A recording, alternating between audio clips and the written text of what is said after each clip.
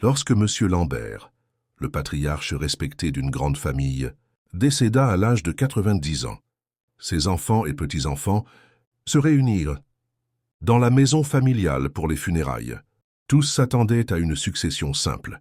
La maison devait revenir à l'aîné, et le reste être partagé équitablement. Mais la découverte inattendue d'un document changea tout. C'est en rangeant le grenier que Julie, la petite fille, tomba sur une vieille horloge de parquet. En essayant de la déplacer, elle sentit qu'un compartiment secret s'était entrouvert. À l'intérieur, une enveloppe jaunie portait ces mots. « Mon testament. 1978 ». Julie descendit précipitamment et montra la lettre à son oncle, qui la lut à voix haute devant toute la famille. Le silence tomba dans le salon. Ce testament ne correspondait pas au plus récent. Dans celui-ci, M. Lambert léguait une partie importante de ses biens à une femme inconnue, prénommée Marguerite, ainsi qu'à un fils illégitime, dont personne n'avait jamais entendu parler. Les visages se figèrent. Des murmures éclatèrent. Était-ce possible? Le patriarche, si strict et si attaché à l'honneur, avait-il caché une double vie?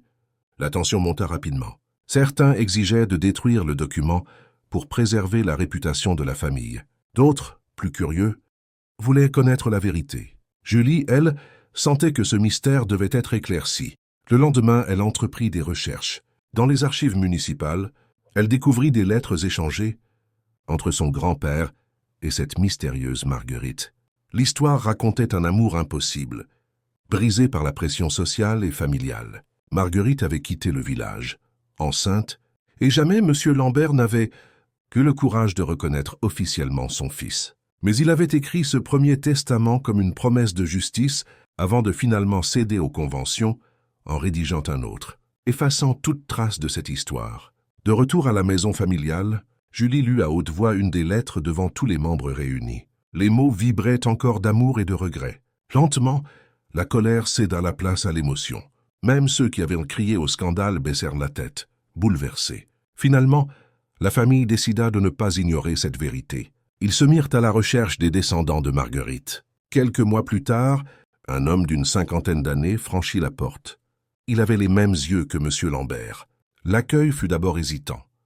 Mais lorsqu'il raconta son enfance sans père, un silence lourd remplit la pièce. Alors, pour la première fois depuis longtemps, la famille Lambert se sentit unie, non pas dans l'orgueil, mais dans la vérité. Car parfois, les secrets du passé, même douloureux, sont nécessaires pour guérir les générations futures.